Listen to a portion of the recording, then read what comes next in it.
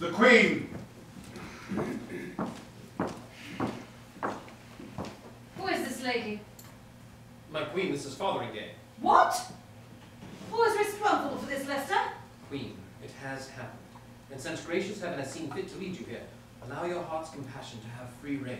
We beg you, great Queen, to cast your eye upon this unhappy lady. Who tells me that this woman is unhappy, my lords? I see a proud and upright person, not in the least bit humbled by misfortune. Destiny has decided in your favor. Sister, I kneel to the eternal power that has raised you. But you must do the same. Be gracious. Sister, please do not leave me lying dishonored in the dust. Reach down your royal right hand and raise me. I have fallen a long way down. Stay down there, Lady Mary. It is your place. And I thank God in heaven it was not his sovereign will that I should kneel to you, as you now kneel to me. Do not forget that nothing stands forever, that there are gods who punish pride. The proof is at your feet. Ugh, in front of witnesses, do not destroy the good name of the Tudors, whose blood we share. Dear God, do not stand there, stern and aloof, a proud sea cliff rebuffing this shipwrecked woman. My whole life is hanging on what my words and tears can do. I call everything that is in me to appeal to everything that is in you. But your ice face freezes my speech and stops my tears mid-flow. What did you want to say to me? You asked to see me. And so I laid aside the indignation of an injured queen in order to fulfill the sacred duty of sisterhood and to provide you with the consolation of my presence, bowing to an impulse of generosity by which I have exposed myself to blame for stepping in the mud because you wanted to have me murdered. How shall I begin? How can I phrase my words to stir, not wound? God, make my speech a storm, but take the sting out of it. How I can explain my cause without attacking you most bitterly, I do not know, but so it has to be. I came to you for help. You tore in pieces the old, ancient code of hospitality, laughed at the laws all other nations live by, locked me in prison, took my servants from me, denied my friends access to me, forced me to suffer deprivations not befitting my rank, stood me in front of a court of shame, not a court of law. Oh! Enough of these! Endless oblivion, blot out my suffering. Fate is to blame, not you or I. Pure evil rose out of the abyss to stir up hatred in both of us. Bad men blew on the flame. Insane fanatics armed the willing, not by your will or mine.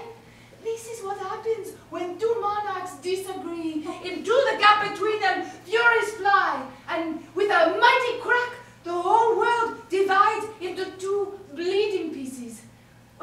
There is no one between us now. We speak with our own voices. Now to my face.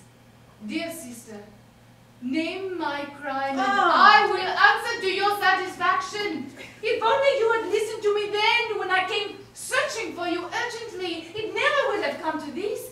You and I would not be in this sad place today. A saving angel flicked away the snake before I clasped it to my breast. Do not rage against fate. Accuse yourself. Accuse your house and its ambitions. Nothing had muddied the waters until your uncle, proud, power-mad priest, crown-covetous, proclaimed war against me and coaxed you into claiming my coat of arms and my imperial title. So, drawing me into a death struggle, he turned the world against me. Even here, among the faithful households of my peaceful kingdom, he stirred up hellfire. But I am protected by God. My head was aimed at, but your head shall fall. God, hold me in his hands. You will not step so far across the line. Why should I not? Why should I care that we are relatives? What are these laws you say all nations live by? Your church has broken every bond of duty, makes treason a blessing, regicide saintly. How could you promise, on what book or name, set you free, there is no lock to keep your loyalty safe in the turning of St. Peter's key. Security is force. Negotiation impossible with your League of Snakes. The tragedy of your suspicion. Oh. You have never seen anything in me but an enemy. If you had named me as the law requires your heir, imagine what I would have been. A loving cousin and a grateful friend. I know your friends. The Pope, he is your friend. Monks are your cousins. Name you as my heir, a royal trap. And see you in my lifetime, stealing my people with your glittering eyes, seducing the nobility while I, forgotten, rule in peace. I here and now renounce all claims to England. Broken winged, all my ambitions creep along the ground, so you have won. You have done the worst to me anyone can do. Stamped my life out when I was in full flame. Now finish the ceremony. What you came to say, say it. Speak quickly. I cannot believe you came here purely out of cruelty. Say what you came to say and then say to me, you are free, Mary. You have felt my heel hard on your head. Now learn to love my hand as it gives you freedom.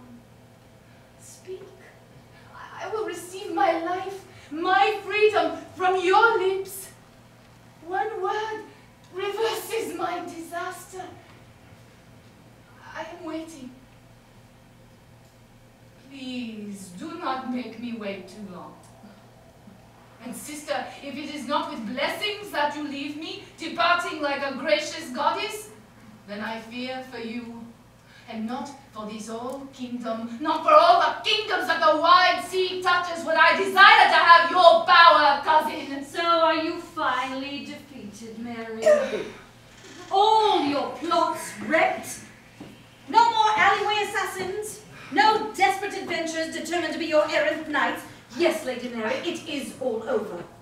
No more fools will stumble at your clutches. Now the world's eyes are elsewhere. No one wants to try his luck as your fourth husband, since these days your suitors die before they reach the altar. Sister! Sister, God seal my limbs! Is this the beauty, Lester? Dangerous for a man to glimpse, disaster for any woman to be near. Why is it so talked about? I think I see the reason. To be the darling of the world is easy if you are in the arms of everybody. Too much! Too much! This is your true face we are seeing. The mask is cracked. My sins were human failings. And then I was young, and then power confused me. But I have not denied them.